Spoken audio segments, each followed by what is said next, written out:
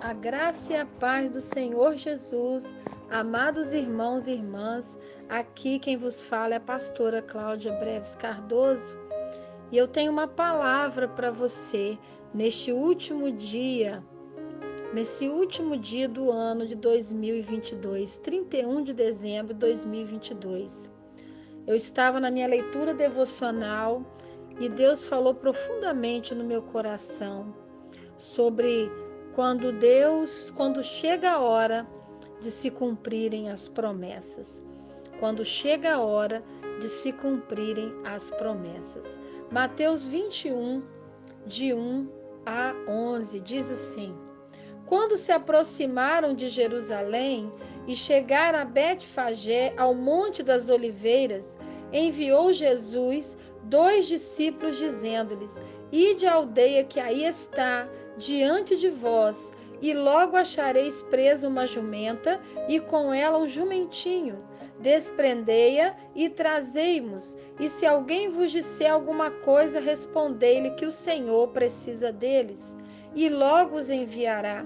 Ora, isto aconteceu para se cumprir o que foi dito por intermédio do profeta: Dizei à filha de Sião: Eis aí te vem o teu rei, humilde, montada em um jumento, num jumentinho, cria de animal de carga. Indo os discípulos, e tendo feito como Jesus lhes ordenara, trouxeram a jumento e o jumentinho. Então puseram em cima dele as suas vestes, e sobre elas Jesus montou.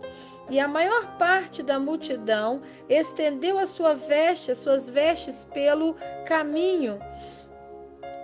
E outros cortavam ramos de árvores, espalhando-os pela estrada. E as multidões, tanto as que os precediam como as que os seguiam, clamavam: Hosana ao filho de Davi, bendito que vem em nome do Senhor, Hosana nas maiores alturas. E entrando ele em Jerusalém, toda a cidade se alvoroçou e perguntavam: Quem é este? E as multidões clamavam: Este é o profeta Jesus de Nazaré da Galileia. Amados irmãos, quando eu li esta palavra na minha devocional ontem, Deus me deu uma palavra. Quando eu li essa palavra, alvoroçou. Jesus entrando em Jerusalém, alvoroçou a cidade. Eu fiquei pensando que quantos estrangeiros ou quantas pessoas de outras cidades entravam em Jerusalém por ano e até hoje entram. Mas por que a presença de Jesus montado num jumentinho alvoroçou aquela cidade? E quando eu chego no versículo 4, eu entendo que isto aconteceu para se cumprir o que foi dito por intermédio do profeta. E eu fui pesquisar qual profeta. É o profeta Zacarias, capítulo 9, versículo 9, quando ele diz: Dizei à filha de Sião: Eis aí te vem o teu rei, humilde, montado em um jumento, num jumentinho, cria de animal de carga. E eu comecei a pesquisar por que a presença de Jesus em um jumentinho causou tanto alvoroço.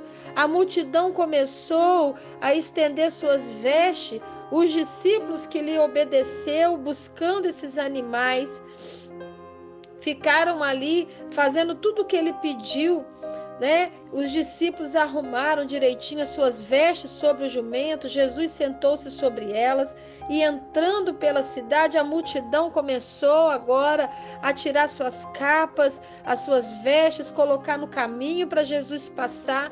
Ninguém mandou, não houve um anúncio dizendo tal político, tal rei, tal pessoa importante, tal pessoa rica está entrando em Jerusalém. Não, houve um mover, houve uma comoção. E eu fui procurar saber o porquê. Ali estava acontecendo o cumprimento de uma profecia. Quando chega o momento de se cumprir uma profecia, ninguém precisa dizer é isso ou aquilo. Não, o próprio Deus começa a acionar, ele começa a tocar pessoas, ele começa a mover pessoas em favor daquela para a qual se cumprirá aquela profecia.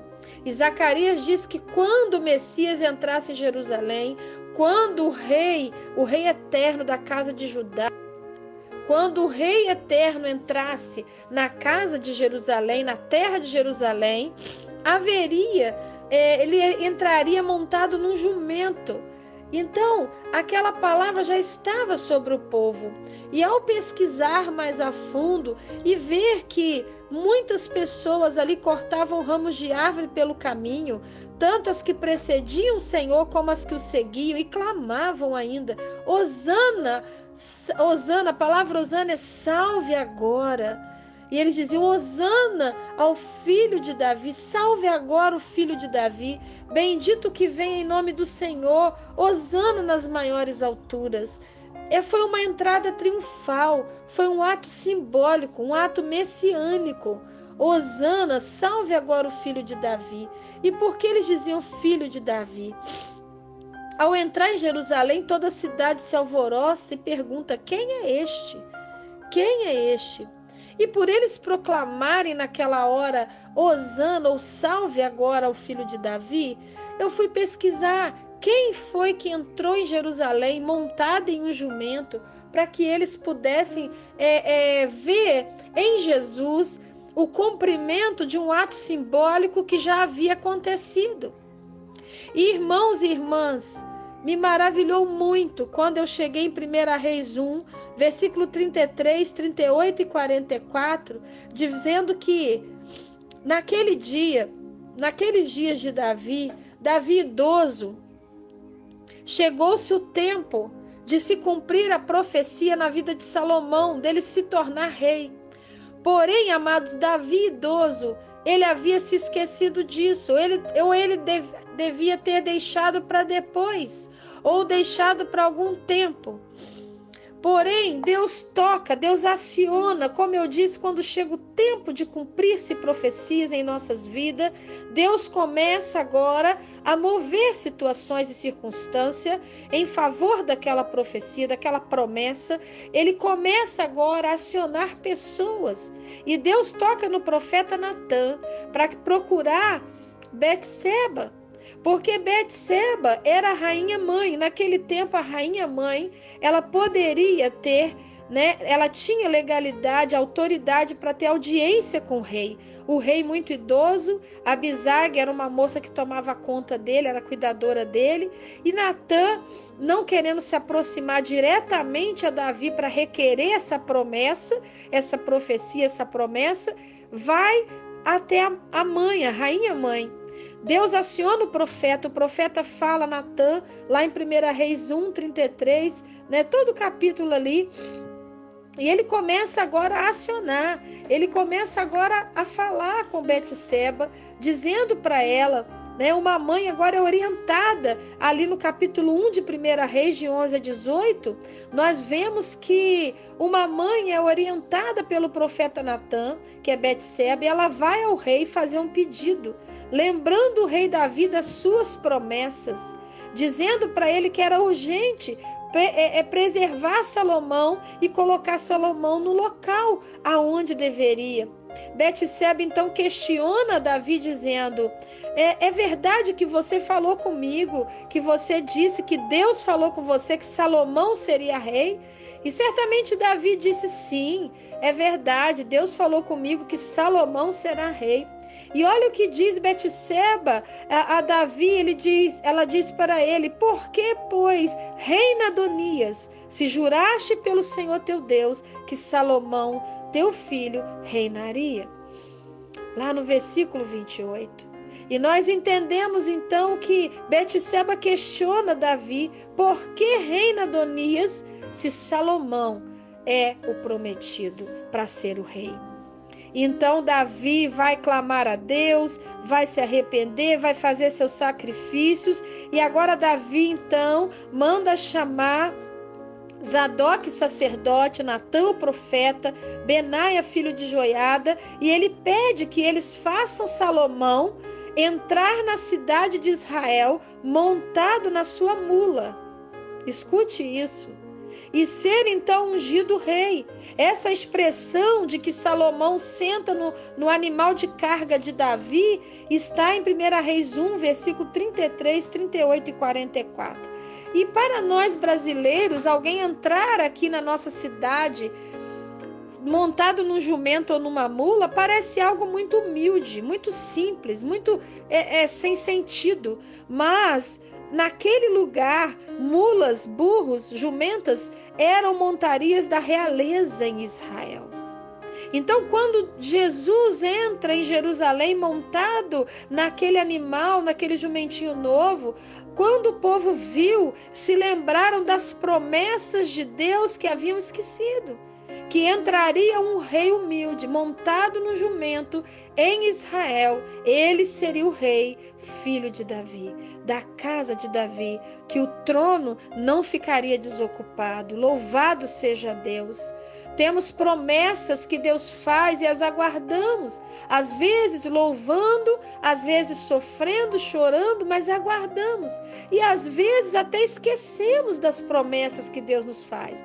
Mas Deus não esquece de nenhuma delas. E quando chega a hora do cumprimento, Ele aciona pessoas, Ele aciona situações para falar comigo e para falar contigo. Então, quando Salomão agora é ungido rei, e eles agora, a palavra ungido significa Cristos, né?